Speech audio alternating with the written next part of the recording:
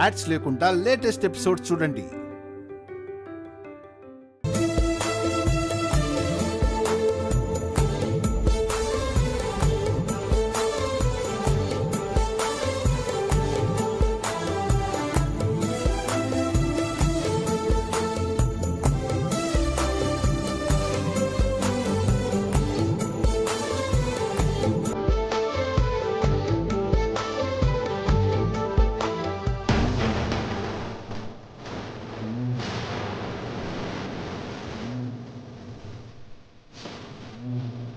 వీళ్ళిద్దరూ కింద పడితే ఇంత సౌండ్ వచ్చిందా? అయినా ఇన్ని రోజులు నీ వెంట పడ్డా, ఒక్కరోజైనా నా మీద ఇలా పడ్డావా? ఎంతైనా మొగుడే లేదు.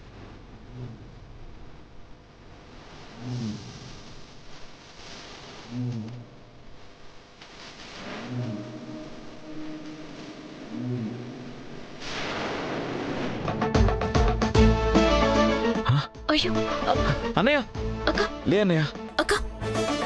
ఏమైంది? ఏమైందక్క? ఇలా పడిపోయారేంటి? ఒకరి మీద ఒకరు పడ్డారు, ఆ మాత్రం కూడా రొమాన్స్ తెలీదు.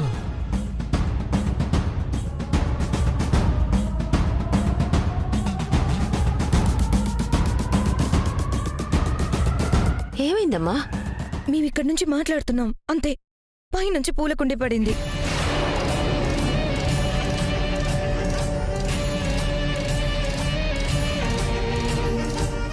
పూలకుండి పడ్డమేంటమ్మా? ఏమో అత్తయ్య, ఒక్క క్షణం నేను పైకి చూడడం ఆలస్యమయ్యుంటే అది లక్కీ మీద పడుండేది.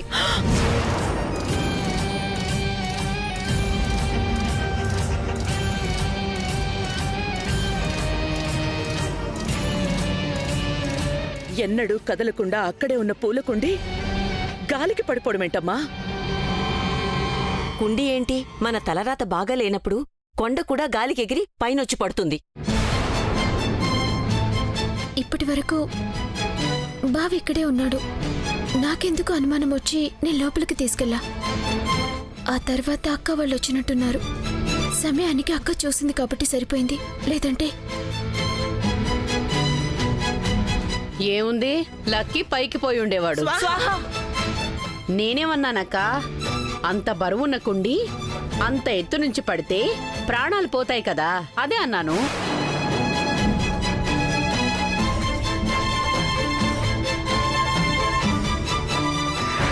నా కొడుక్కి చేసిన దానికి నీ మొగుడు పోయి తెల్లచీర కట్టుకొని తిరుగుండేదానివే. ఊర్మిళా, తప్పించుకున్నావే. ఆ భగవంతుడే శాప ఫలితంగా ఆపదల్ని సృష్టిస్తూ ఉంటే నిన్ననుకుని ఏం లాభంలే. ఏదో ఈ పూటకి అదృష్టం ఉండి తప్పించుకున్నావు. ఆ నగలు దొరికి శాప విమోచనం జరిగే వరకు ఏం జరుగుతుందో ఏమో.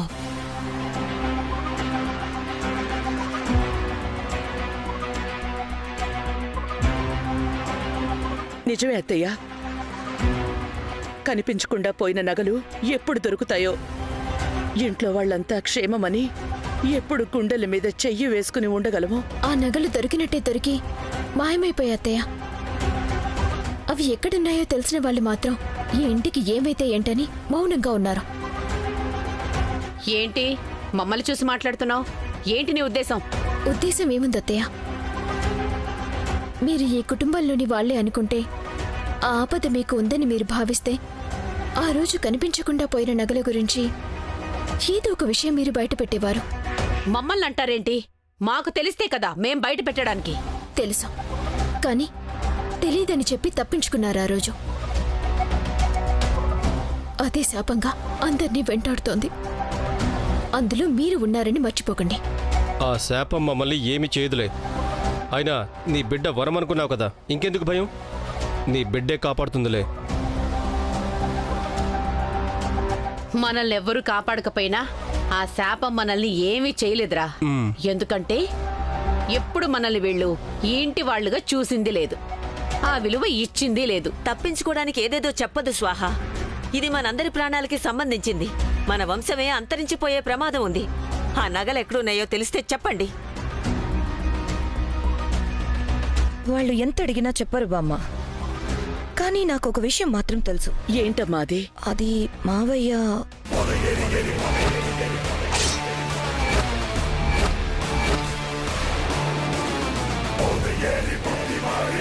తప్పకుండా మావయ్యకి తెలిసే ఉంటుంది. మెల్లగా మనల్ని ఇరికిస్తున్నట్టుందమ్మా. నిండా మునిగిన వాళ్ళకి చలేంట్రా. ఏంటి ఊర్మిళ నువ్వనేది? నగల విషయం రాజాకు తెలుసా? అవును బామ్మగారు, మావయ్య గారు చనిపోయిన రోజు ఈ నగల విషయమై దేవాంష్కి ఫోన్లో ఏదో చెప్పడానికి ప్రయత్నించారు. తర్వాత మావయ్య గారు చనిపోయారు. ఇప్పటికీ మావయ్య గారు చావు మిస్టరీయే కదా. కానీ ఏం జరిగిందో మావయ్య గారికి తెలిసే ఉంటుంది కదా.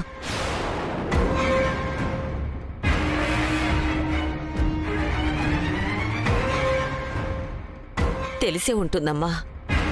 కానీ తెలిసినా లేని నా కొడుకు దగ్గర నుంచి ఆ నిజం మనం ఎలా తెలుసుకోగలం? తెలుసుకోవచ్చు బామ్మ. మావయ్య గారు మనిషిగా మన మధ్య లేకపోయినా కానీ ఆత్మరూపంలో మన చుట్టూనే తిరుగుతున్నారు.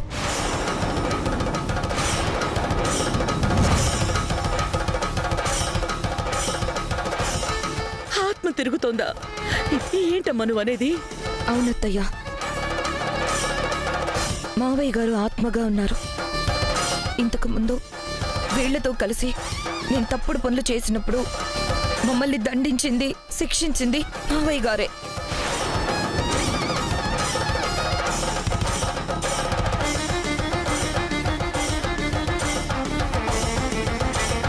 మేమందరం ఉరితాళ్లలో వేలాడడానికి, వాళ్ళకి వంటగదిలో వంకాయ బాంబు పేలడానికి, మేం కోతుల్లా మారడానికి అన్నిటికీ కారణం మావయ్య గారే.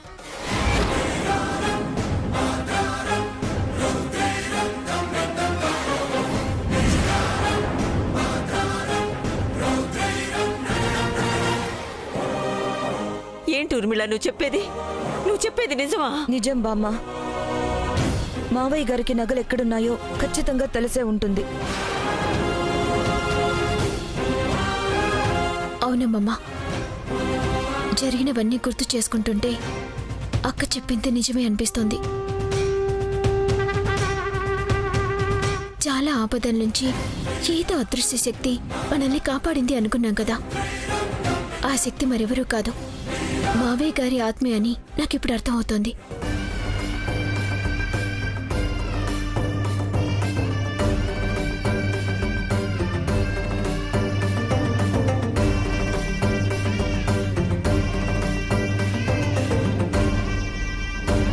మరైతే దశరథ రామ ఎందుకు మౌనంగా ఉన్నాడు?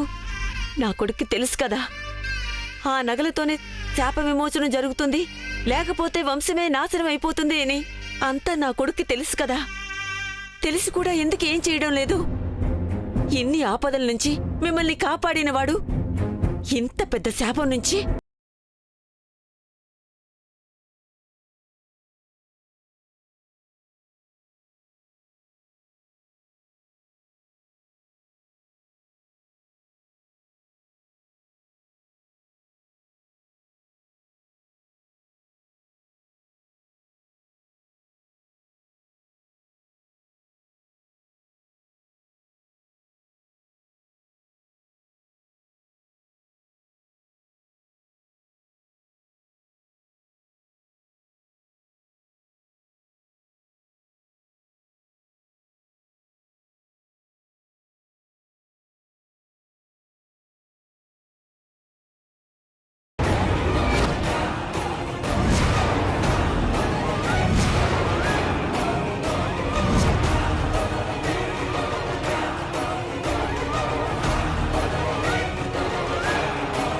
ఏయ్, ఏం మాట్లాడుతున్నావు? మీ ఆత్మను బంధించడం ఏంటి? మామూలు ఎక్కడవుతుంది? అయినా ఈ ఆత్మల గోలేంటి? అసలు ఆత్మలున్నాయా?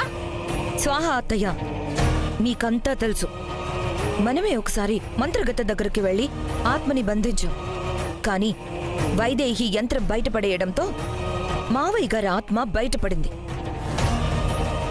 ఈసారి మీ ప్రాణాలు తీస్తుందన్న భయంతో మళ్ళీ మంత్రగత దగ్గరికి వెళ్లి మళ్ళీ బంధించేశారు. వీళ్లే చేశారు బామ్మగారు.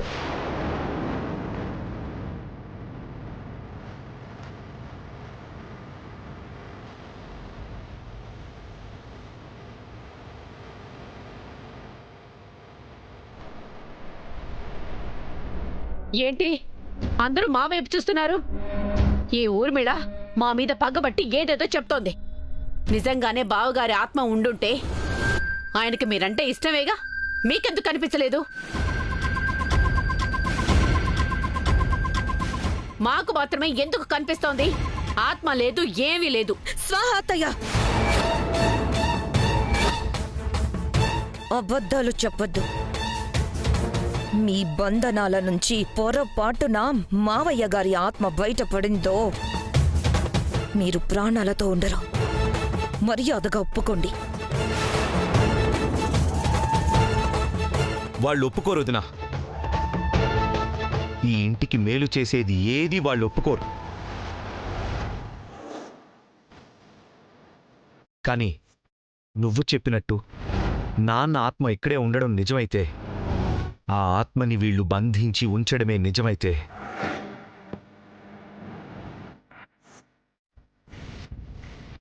మనల్ని ఈ పరిస్థితిలో చూస్తూ ఆయన ఊరుకోరు. ఆ బంధనాలని తెంచుకొని బయటకొచ్చి ఆ నగల ఆచూకీ చెప్పి మనల్ని ఖచ్చితంగా కాపాడతారు.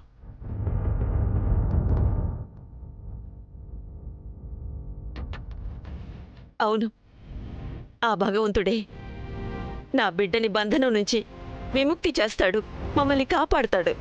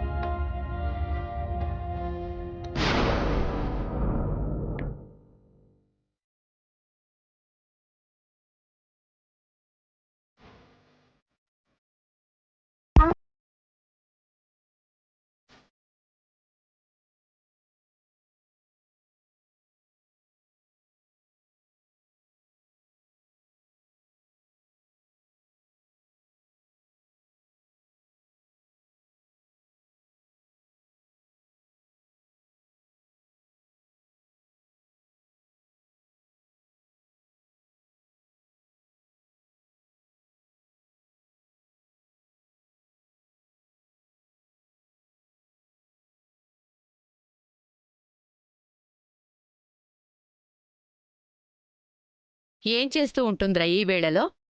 ఏదో ఒకటి చేస్తుందిలేమ్మా. అన్నీ కావాలి నీకు. ఇక్కడ నాకు మండిపోతుంటే పాటలు పాడుతున్నావా? పాటలు. ఏంటమ్మా కొడుతున్నావు? చిన్న పిల్లని చేసి కొడతావేంటమ్మా? కొట్టాలా చంపాలా? చేసింది చిరాకు పని, మళ్ళీ పాటలు ఒకటా నీకు? ఏంటి ఈ వేళలో ఏం చేస్తుంటుందా? అది గూడె నుంచి వచ్చిందిరా. ఏం చేస్తుంటుంది? అందరూ తిని పడేసిన ప్లేట్లు కడుగుతూ ఉంటుంది. నువ్వు కూడా పోయి దాంతో కలిసి అంట్లు తోముకో. అమ్మా, పని మనిషి అంటావేంటి? తను ఎవరు అనుకున్నావు? ఎవర్రా? ఎవరు? పని మనిషి కాకపోతే అది ఇంటికి మహారాణి, నువ్వు మహారాజువా? అమ్మకి నిజంతో లేకపోయినా బాగానే చెప్పేసింది. ఏమో, అయినా అవుతావు, ఎవరికి తెలుసు? ఏంట్రని మొహం నువ్వయ్యేది? ఎప్పుడైతే ఆ గూడెం దాంతో నీ పెళ్లి జరిపించారో అప్పుడే నీ స్థాయి ఏంటో చెప్పేశారు. అయినా దాన్ని నువ్వు పెళ్ళావనుకోవడమేంట్రా?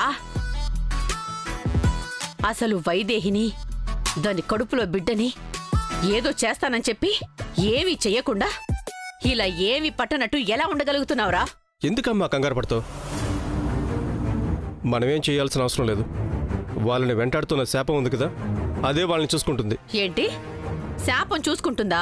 అవును, ఈరోజు చూసావు కదా, పూలకుండి పడి లక్కీ తల పగిలిపోయి ఉండేది. జస్ట్ మిస్ అయింది. అంటే శాపం వల్ల అనుకోకుండా ఆ కుండి పడిందనుకుంటున్నావా? అవును, అంతే కదా. ఈ దెబ్బకి ఎప్పుడు ఏం జరుగుతుందో తెలియక సగం భయంతో చస్తూ బతుకుతున్నారు. మళ్ళీ ఇలాంటివి జరిగితే గుండాకి చేస్తారు. నీ మొహం. శాపం వల్ల ఆ కుండి పడలేదురా, ఈ స్వాహాదేవి చేసిన సెటప్ వల్ల పడింది.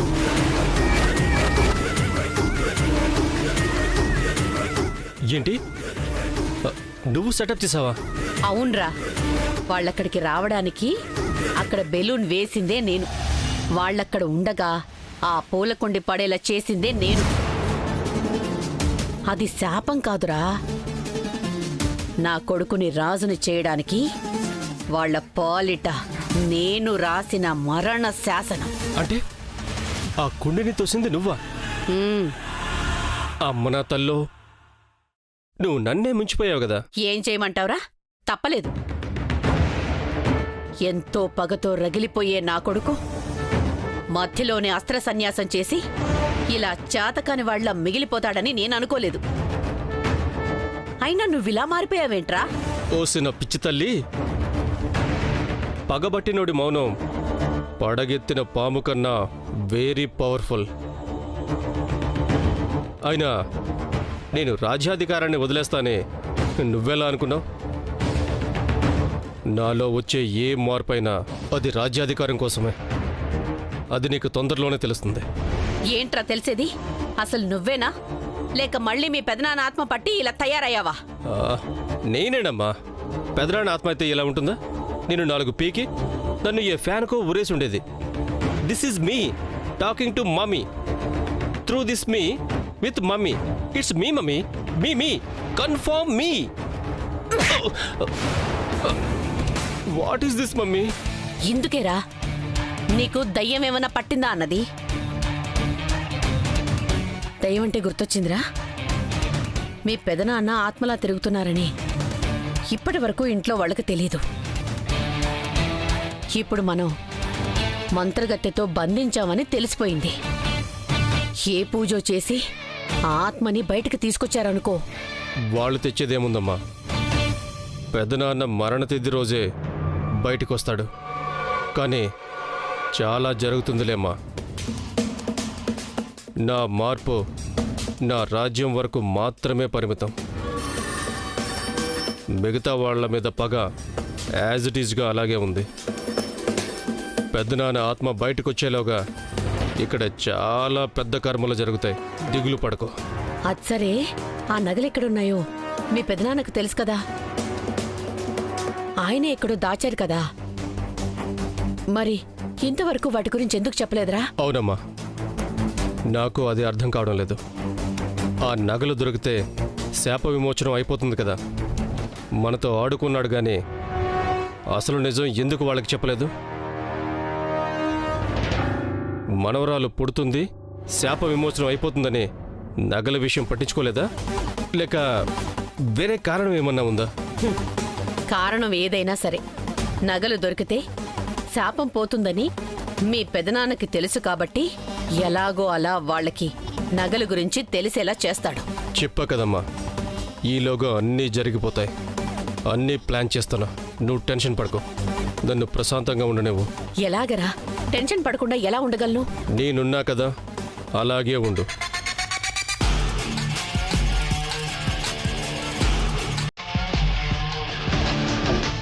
ఎక్కడున్నారైనా పాలేమన్నా తాగుతా?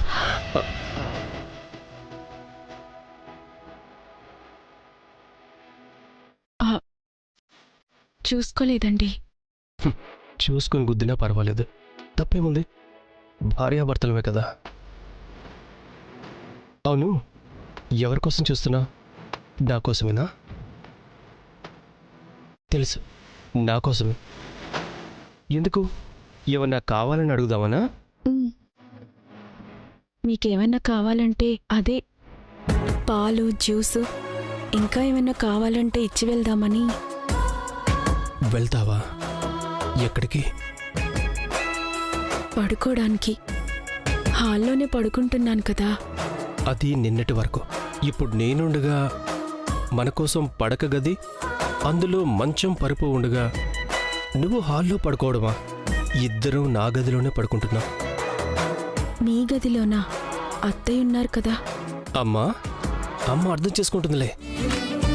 ముందు వేడివేడిగా పాలు కావాలి, తర్వాత ఇంకా చాలా కావాలి. అవన్నీ తర్వాత చెప్తాను. నువ్వు వెళ్ళి పాలు తీసుకురా. ఈలోగా నేను గది సర్తాను. మీరు సర్దడం ఏంటండి? నేనున్నాను కదా. సర్దడం అంటే గదిలో సామాన్లు సర్దడం కాదు రాజీ.